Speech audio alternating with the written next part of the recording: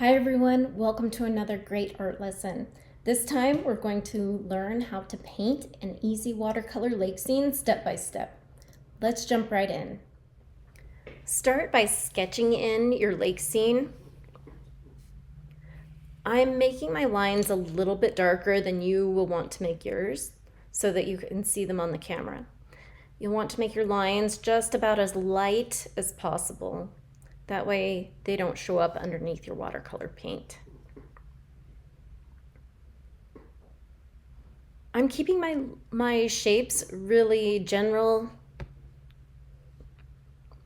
They're not too specific. It's just kind of a simplified version of these trees.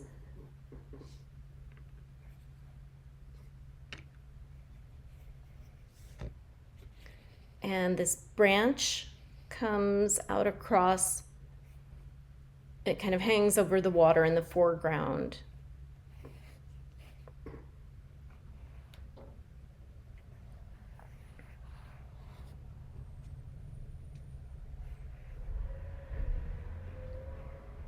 And then it comes down and touches the water, and then there's a reflection of it here.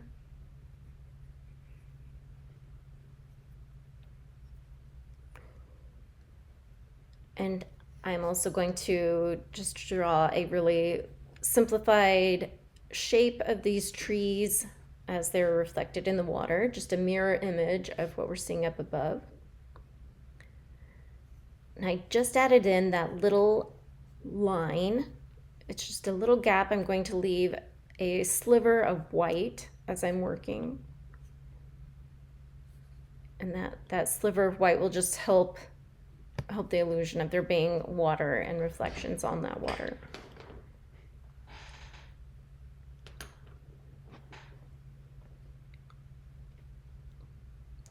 Start with some cerulean blue up here in the sky.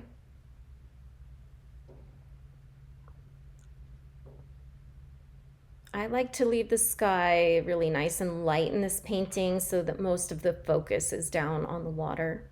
But you could make it a little bit darker if you'd like. And don't worry if you overlap the trees a little bit. The blue of the sky will blend right in with the green of the trees.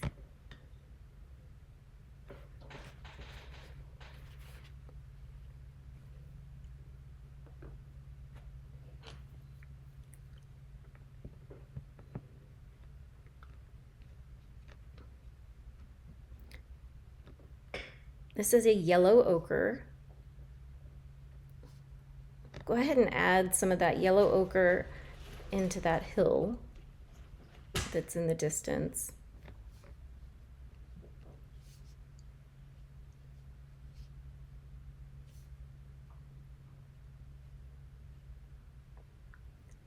You want to let your sky dry for just a minute or two before you bring that ochre right up next to it. Otherwise it might bleed into it. But you'll just want to make sure that both areas are not too wet when you're adding in the yellow with the blue. And I just added in a little bit of burnt umber or a darker brown for some details in that hill.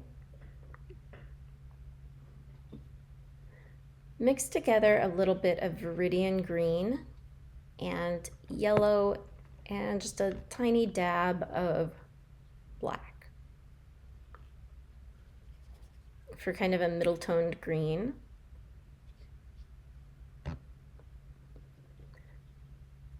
And start painting in the center of all the trees, the middle part of all the trees.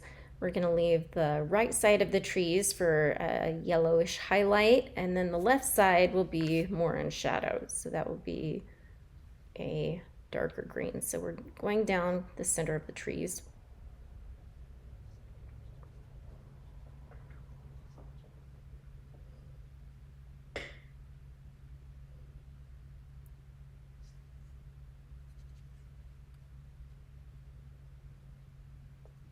And adding in some of this really nice middle green into the branch that is in the foreground.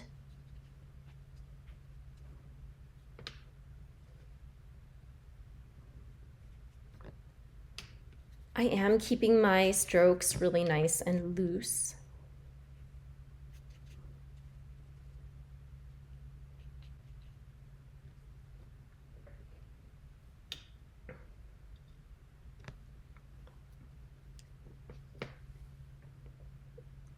Now I'm mixing together just a little tiny bit of green with yellow and adding that color to the right side of all the trees and branches.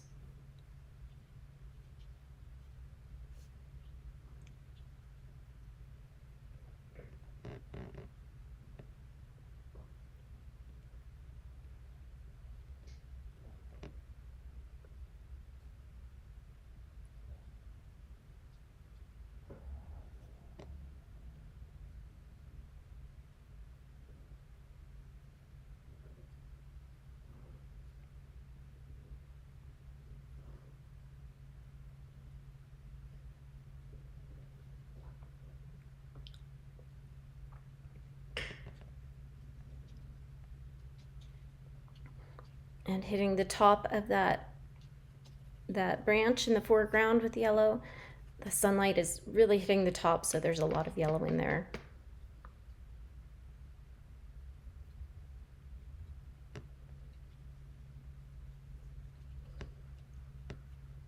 And doing a little bit of dabbing to get a little bit of texture.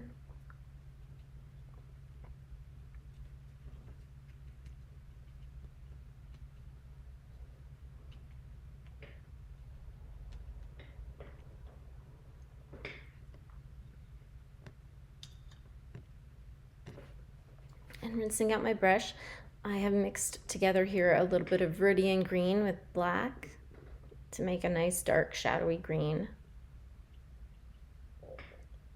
which I am adding to the left side of each tree or bush. And it's okay in this area to leave a little bit of white here and there.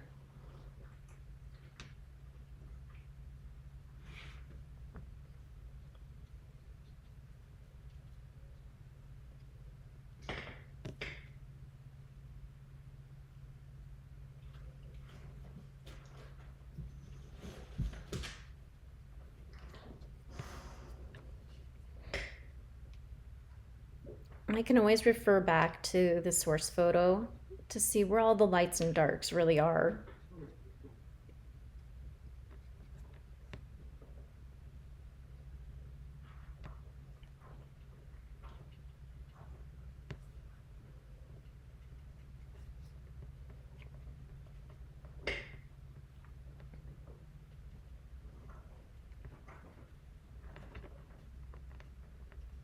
And adding these, dabbing in some shadows in the tree in the foreground here. I just want to be aware that I'm not adding these colors in a certain kind of pattern. I want to keep them irregular.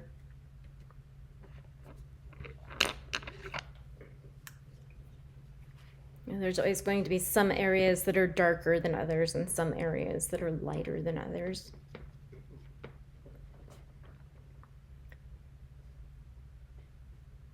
Now I'm using just yellow by itself and hitting those highlights again with that yellow. And going back in with the colors all over again is adding more layers and more textures. Watercolor painting is largely about building up layers of color and texture.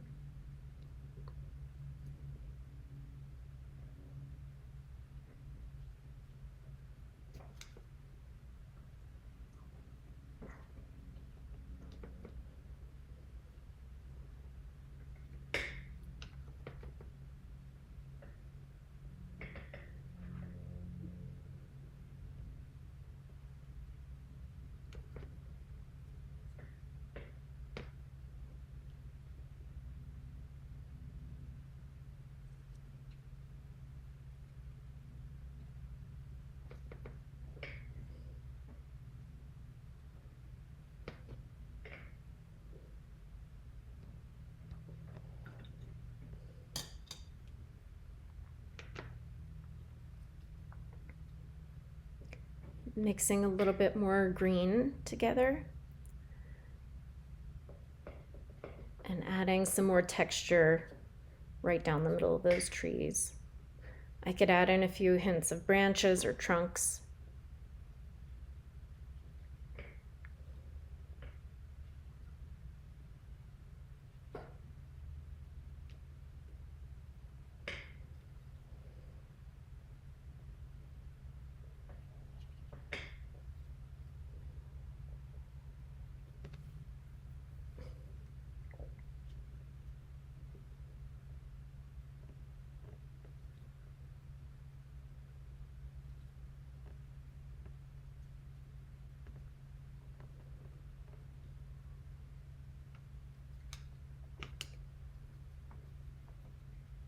And then hitting those shadowy areas again. And this time really getting some nice dark shadows in there with the green-black mix.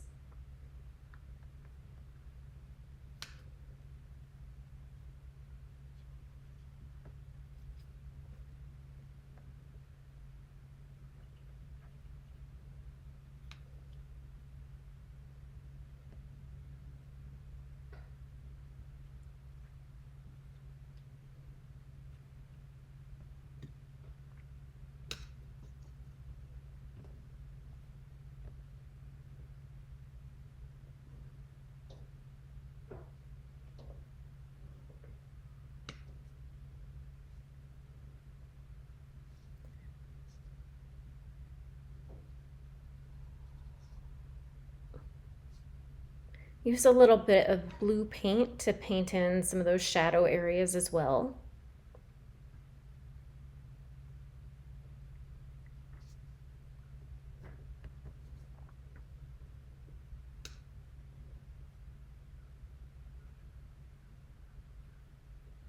When you're out in nature and observing it, you can squint your eyes a little bit and you can actually see all those different areas of color.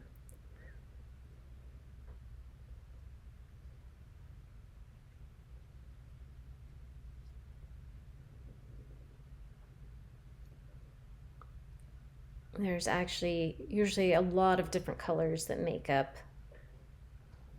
what we see in the world. There's not always just a single solid color.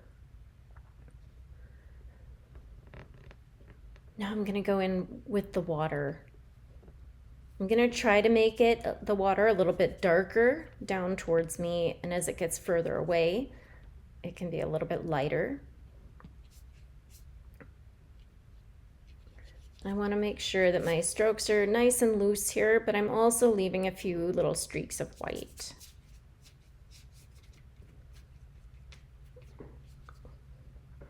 So it's those white streaks that give us the illusion of ripples in the water.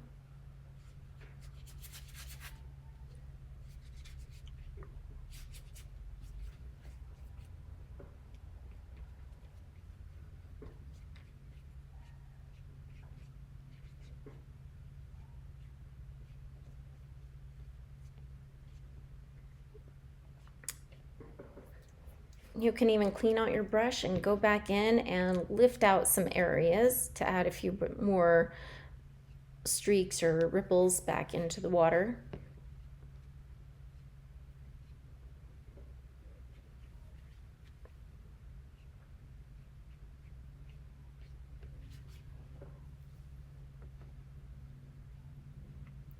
I'm adding just a little bit of black in with my blue paint, so that here in the foreground the water is a little bit darker.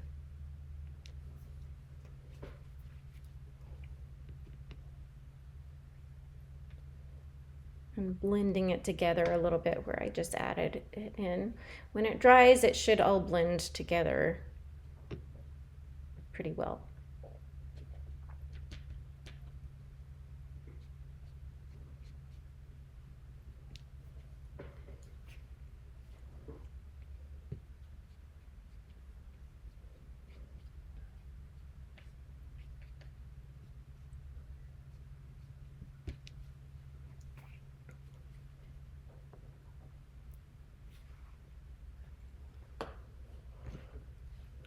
Moving back to my smaller brush, I'm going to paint my tree reflections using the same colors as I did up above, basically just mirroring those same shapes. So I'm starting with the middle green.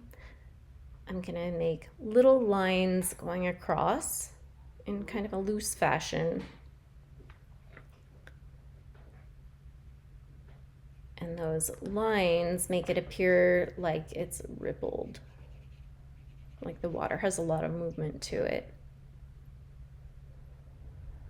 Now, if you wanted your reflection to be perfectly smooth, like there's no wind at all, you could make your tree reflection shapes more solid without the little streaks and lines in between it, and that would be fine too. And yellow on the right side of the reflections, again, just mirroring what I see above.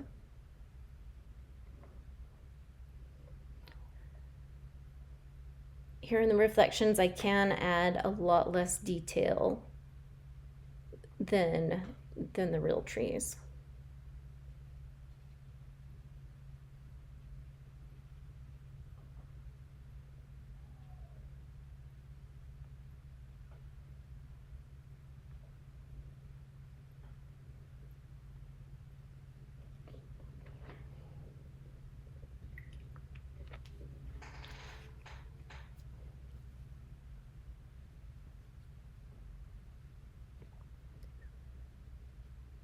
And now I'm adding the shadows.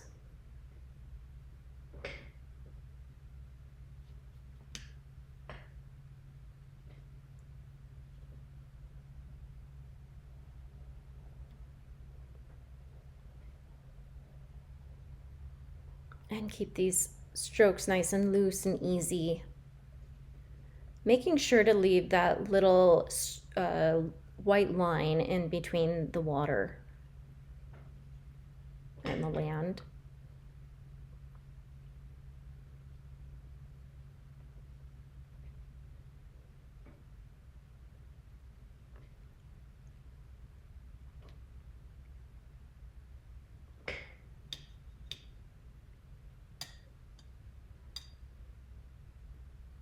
And adding a few dabs of blue, just like I did up above.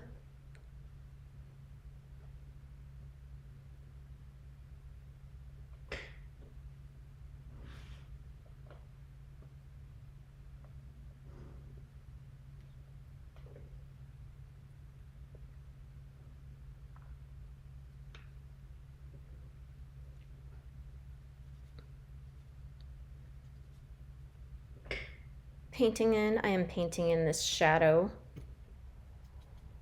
of the tree in the foreground and leaving a little streak of white between the tree and its reflection as well.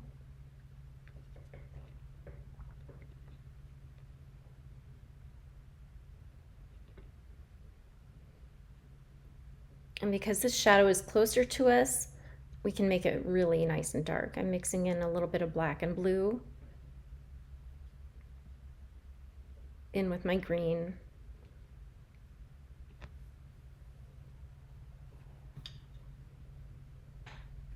And now I can go back in and lift out a few little streaks to indicate more ripples.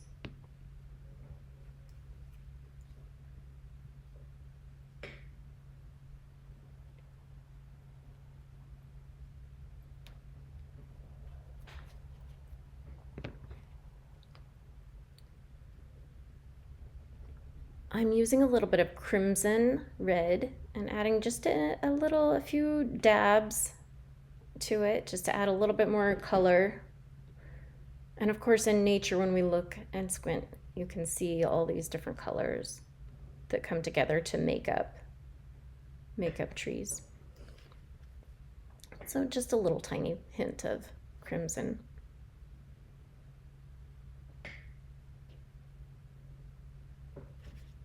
Lastly, I am going to add in the branches in brown, that burnt umber.